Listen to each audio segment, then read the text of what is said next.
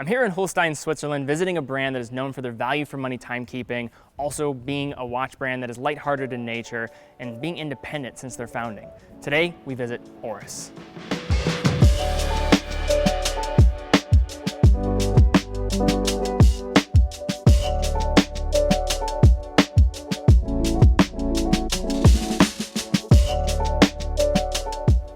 Rolf, Teddy, good to see you. good to see you. Thank you for having me. This is Yeah. fantastic. So Welcome in Holstein. Thank you. I just walked into a place, and this is not what I'm used to when I go into a manufacturer. This is it's a store. Yeah, it's our store. That's the first thing you see when you come to Holstein is our store. In fact, this factory, until 2 years ago, it was closed to the public.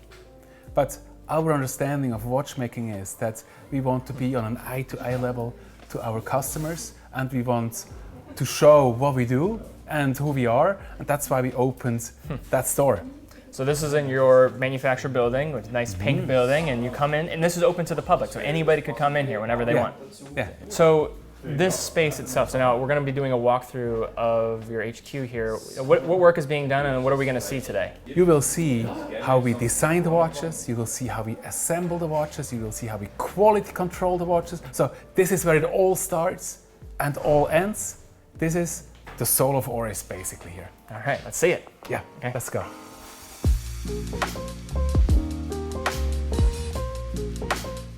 So this is where it all starts. This is our design department, and you see where they get their inspiration from. You see different colors. Here you see some sketches, and then old Oris catalogs. I always love to browse through them. Here the old OWC logo that we used way back. I think it's beautiful. So you're finding inspiration because you have a lot of access to your old documents and files because you were able to stay constant in your production. You're able to have those resources to really pull from those designs. So this is where you'll have your team. You'll come up with these ideas about new designs, starting to design things out. Developing full CAD files and 3D renders of the watches themselves. And this is where you can test out different colors and things of that sort, and where you're really getting that inspiration for your new pieces. Since 1904, we have been making watches, so there really is a rich archive. And what we do is we take today's inspiration and want to root it in the past and in what Oris means. And that basically is what we do. And that is our task. And it's a great thing to be able to work with that past, to pay tribute to it, but also stay relevant, do things that are contemporary and have a meaning today. What's this back room here? It looks like you have Yeah, there's more inspiration back here, and you see old cases back here, old dials.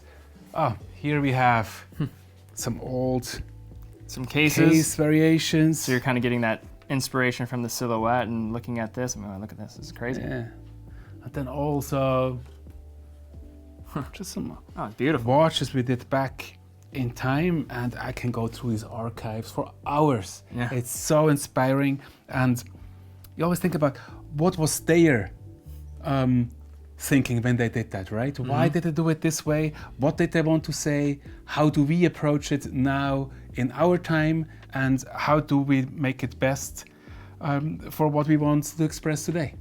So, and this is just a little sliver of what you actually have too. You're Absolutely, just pulling yeah. these out for maybe some inspiration for a specific watch, and you have just stacks and stacks of watches, different inspirations, so that you can inform your future from your past. Absolutely, that's what it is.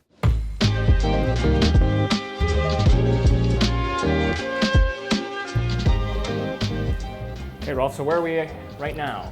Here we have our watchmakers at work, so this really is the heart of it. We do different things here. Here, for example, we are regulating movements to make sure that they are as precise as possible. Then further back, we are putting the movements in the case of the watch. You see caliber 115, our in-house 10-day skeletonized movements that is now being put in its case. So that is really where the actual watchmaking is happening. And then for a watchmaker, are they doing most of the work independently? I mean, because you have in terms of like not really assembly line here, it seems like a lot of watchmakers are really intimate with like assembling these movements themselves. Is that usually how it works? Is like one watchmaker per movement? Yeah, absolutely. It depends on what watch it is, and it also depends on the time of the year, but often one watchmaker really works on that particular watch.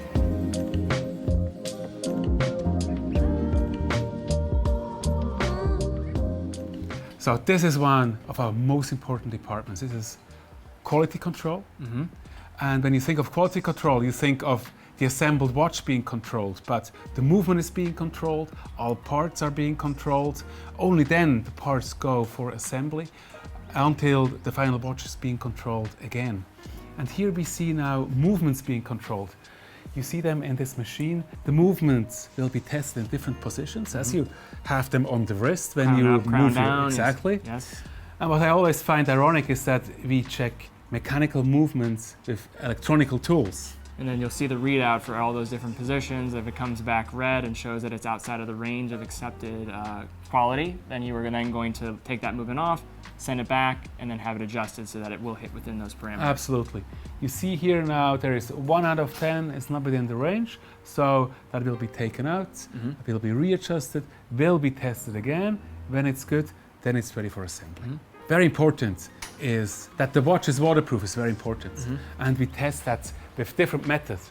We have a pressure test, we have a vacuum test to make sure that our Aquis, our Aquis Pro, but also our non-divers watches are waterproof to the level they should be. So another important distinction about what you've been doing recently is Caliber 400. So what are we looking at here? Yeah, here we are checking if the actual part is congruent with the plan, and you see this massive microscope.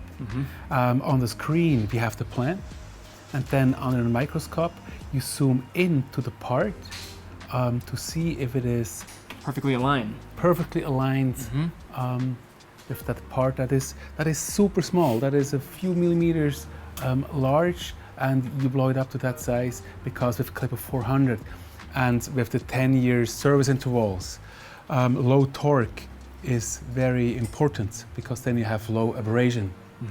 And that requires extra precise part, and that's what we have here. And so here we see quality control.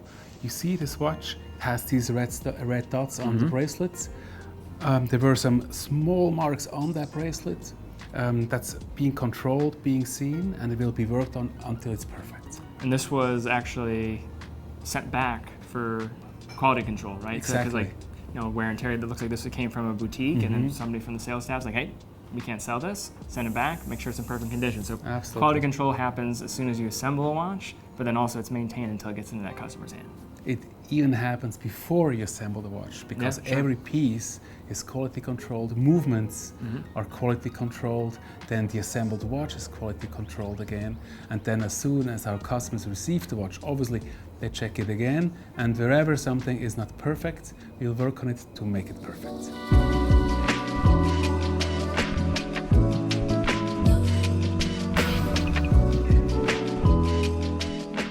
All right, Rolf, last stop. Where are we here? This is after sales service, so if there's ever anything going wrong with the Oris watch, it will be fixed here. And then also anybody that's servicing an older piece, right? You'll even service vintage watches, is that true? Absolutely, of course, yeah. We service every Oris watch that we get here.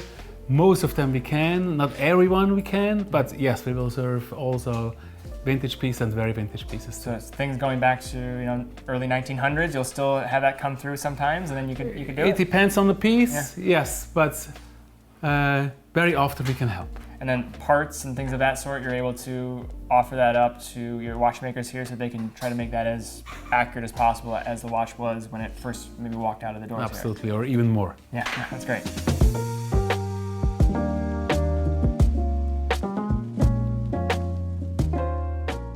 So Rolf, I think it's very important now to take a look at some of your watches and get a sense of what Oris is all about from an end product standpoint. So I don't know where we want to begin. I think one of the themes I want to get across with Oris, though, is this lighthearted nature. The Swiss watchmaking industry is a very serious industry. what I love about Oris is there's this element of a lighthearted nature where we can have fun.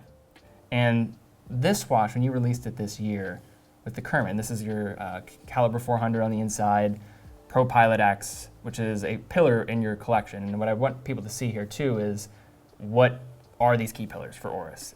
This represents it in two areas, a model family, but also like an ethos behind the brand itself. You want to tell us a little bit more about this? The Kerman? Absolutely, yeah. You're right. When you make mechanical watches, you make a product that nobody really needs, right? Mm-hmm. So Sure. you need to find a good reason why people should buy the product. And for Oris, the answer is very clear. We make mechanical watches because we want to make people smile. Mechanical watches, they create a feeling of envy. Mm-hmm. We don't so much believe in that. We feel that our watches should be here to share joy, to share a smile. They should be here to cheer you up, right? Mm-hmm. If your watch doesn't make you smile, if it doesn't make you happy, then why have it? Mm-hmm. And the great thing about the Pro Pilot X Kermit is that it talks exactly about that. That's what Kermit is doing too. Kermit makes you smile. He cheers you up. And I think people understood that what we did here was really coming out of a shared philosophy of making people smile, of giving them a break in their hectic day. You look at a watch and it cheers you up. You look at that small Kermit that comes up once a month, first day of the month, to remind you to take some time for yourself, to look after yourself, to make yourself smile too. And I think that's very important. And I am so glad that we could bring that message across and that people took it up so well when we launched that watch this year at Watches and Wonders in Geneva. And in the Pro Pilot X collection, I mean, this is a pillar in your family that's very important too for this pilot watch DNA. I mean, this is a very serious watch too, in many aspects, but then you have this dial that's just perfect contrast to it. Titanium case, very wearable, lightweight, and your Caliber 400 on the inside too, which is 5-day power reserve, class leading for its price segment. So I love just the dichotomy of those two ideas, a very serious watch with a not so serious and more fun, lighthearted approach on the dial. Yeah, and that's what we do. We take our watchmaking very serious, but we don't take ourselves so serious, you know? And I think that's where that comes from. And yes, a watch must be fun, otherwise there's no point in it. Maybe we transition over here to the left. This ties in some of the history. I also like that you're one of the first brands where we've seen this bronze craze going on, and I also love this model family. Personally, this is my favorite model family, Big Crown Pointer Date. It's a unique complication type. You don't see it in this price segment. Fusing it with bronze, and this is of course very important to your history as well. You want to tell us a little bit more about this? Yeah, absolutely. This is a very important family and also a very important watch to us. Big Crown Pointer Date actually is a complication that we have been making since the 1930s. So it's really the DNA, the heart, from a mechanical point of view, what we have been doing. And this particular model in bronze with that green dial, we communicated with Dr. Portman, our honorary chairman, who joined us in 1956. Just think about that. 1956, he joined us as a young lawyer. He came to Oris to help abandon the watch statutes, the cartel of the watch industry that kept companies in an angle to make that specific kind of watch. And he succeeded in the mid-60s. And now he's still around, still here in Hülstein from time to time. And yeah, he's just a great person to talk to because he went through decades of Swiss watch industry history. And I am so glad that we dedicated that watch to him and to his story, which is also the Oris story. His father joined Oris in 1927. So he dedicated his life and his family dedicated their life to this company, as many people do who live around here and who really do spend their career with our company. And that is what this watch says, that is what this family says, and I get the impression, you feel that looking at this watch, that there is this dedication to watchmaking here in Hülstein, speaking from it. I also just like this watch too, just because of the combination of like the traditional classic elements with more, of course, the contemporary watch. You know, the cathedral handset, the coin edge bezel, the crown, and then with the bronze case and the combination of colors, it's a beautiful combination. This is one of my favorites that you make, and I love this entire collection. I think there's nothing else like this from anybody else when it comes to a pointer date and doing it this well with your history of producing this since the late 1930s. So it's a great collection. Yeah, and also bronze case you were talking about. I think Yes. it's a very interesting material, and it has been very successful in the last few years in our industry. If you think back 20 years ago, it would have been almost impossible to market a watch with a case that changes its surface, that patinas, that develops its own personality, right? Because everybody wanted to have that standard watch that's there and just speaks for itself. And now you have a product that interacts with you as the owner of it. And I think that's also a showcase of where this industry is going, that people want a product that talks about who they are. Yeah, represents them and could be a part Absolutely. of their story. Yeah. Yes, of course. and lets them tell their own story as opposed to just tell the story of the product or a brand, and you're part of that. Now the brand becomes part of your own story, and I think that's fantastic. Another collection that is very important for you is your dive watch collections, but I would say from a modern dive watch, especially in this price segment, the Aquis really helps set a standard for what it should feel like around that $2,000 to $4,000 price range. It's a phenomenal watch. This one has a very unique dial, so you want to tell us a little bit more about the Aquis family and then also this watch specifically. Yeah, Terry. The Aquis family is our most important family. Also, commercially, I think it says a lot about who we are. It's a watch that works for every occasion. You can go diving with it, obviously, but you can also wear it for whatever you do. And with Aquis, we have done a lot of the projects in sustainability that are very important to us and are a pillar of what we do and what we stand for also.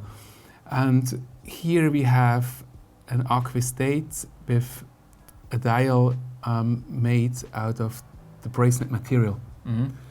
Bracenet, they are an organization that collects ghost nets from the ocean. Ghost nets are abandoned fishing nets that are just floating in the ocean and they keep fishing. So they keep killing, Catching fish and catching only fish retrieving it. and catching animals, and they die for nothing. And that is why it is such a pressing issue to get these nets out of the water, because they will keep fishing for 500 or more years. Bracenet does interesting things with that material. The bracelets, for example, we took the material, we melted it, and we made it part of the dial of that Aquis. And honestly, it was not that easy to get that done, because that material, these fishnets, they are non-adhesive, right? Because nothing should stick to it. So if you then want to bring it into a watch that's quite complicated, it took us a little longer than expected, but here we are, and I think it's a fantastic piece. So you're heating down that material and then trying to, is it pressed down into that dial form? Is that how it's done? And it's pressed down, it's melted down in blocks, then it's cut in very thin slices.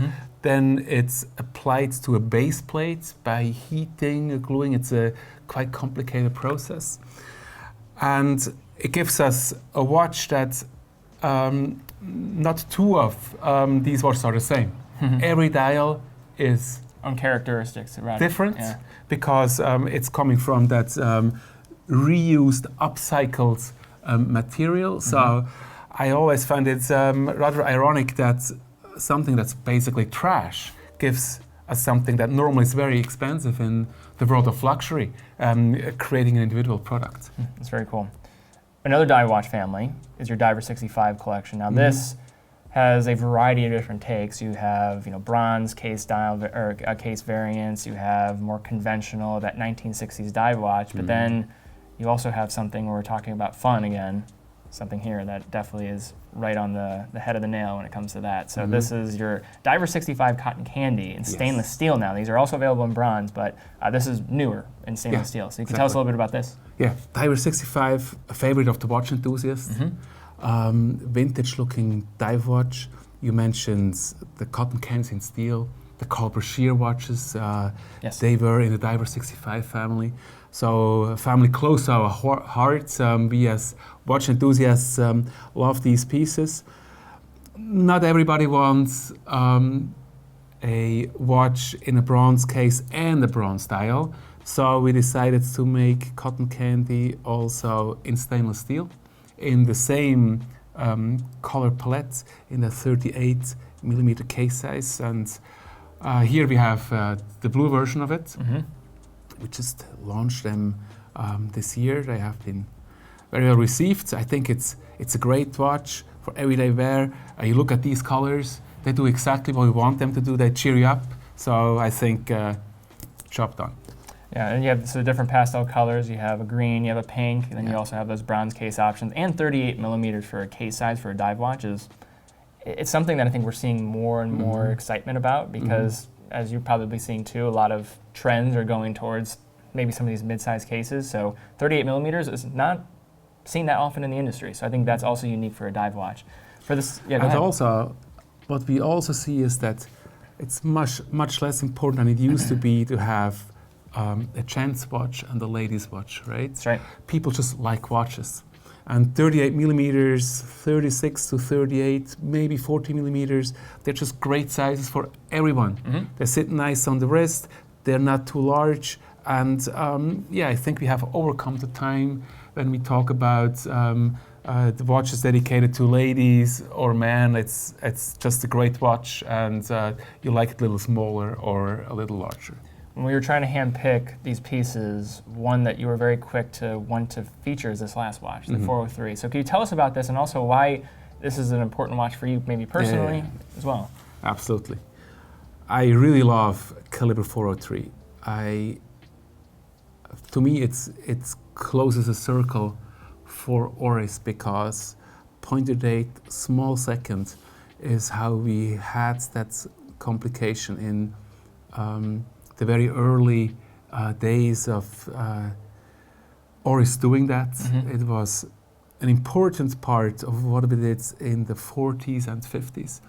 And now we are able to do that again with our own movement with Caliber 400, 5 days power reserve, non-magnetic, 10 years warranty, 10 years service intervals, 2 barrels. It's a great movement now, giving us these features that we were known for in earlier decades. 38mm, it's a watch I wear very often. Now it's an Aquis, now it's summer. This is a watch when you go to the water, when you go swimming, you don't have to take it off. But this is a piece that's very close to my heart. And it's just also from a wearability standpoint great. And if you look at the differentiation between the cathedral hands here, and then in this case you have more of these pencil style hands. It's a different take on your pointer date family, and then with that sub-seconds, I think this creates a different approach. And you're talking about your history too. This here is a bit more a vintage piece, so there's a bit of warmer emotion with it. Here, this is timeless. Yeah. It's hard to say from what time that watch is. What decade is that really? It's not 30s, 40s. It's just a timeless piece, and that's what that watch should say. That's also what we intended when we made that watch. We wanted to make a watch that also in 20 years it's still relevant, and it's not a piece from the 2020s that then was retro. No, it it's should aged and it should be here and should be Oris, full stop. So Rolf, thank you very much. I mean, one thing I said to you before we even started rolling was there's something a little different about Oris because there's this independent status of the brand. There's like almost a soul to it. It's like a family like soul. You can see the personality of the brand a bit more. It's not just been this overly commercialized type of brand. And I think for many people out there that have either investigated the brand before or maybe haven't investigated, it just becomes very clear. And I think hopefully through a video like this can also help further that idea that Oris is a pretty unique brand in this industry. Yeah. And I'm sure you feel that being here in Hülstein. First time? First time. Being independent is so important to us. And you feel it also with the people you talk to here. Being independent, we are a bit away from the centers of Swiss watchmaking, still in the Swiss Jura Mountains, but in the eastern part of it. And being independent just is an attitude for us. It's not just being independent as a company, it's also being able to think independently, to come up with our own ideas, to do things the way we personally believe in. It's not that you come here and then you have to behave the Oris way. It's you come here and you embrace the Oris values and you live your own values through that brand. That's true for myself, but that's also true for a lot of people here, and I think that's how we can make a difference in this industry that is seeing more and more concentration with big groups, and we just keep holding up the flag of the independent brands and do what we believe is the right thing to do. Thank you very much, Rolf. We appreciate it. Thank you, Teddy.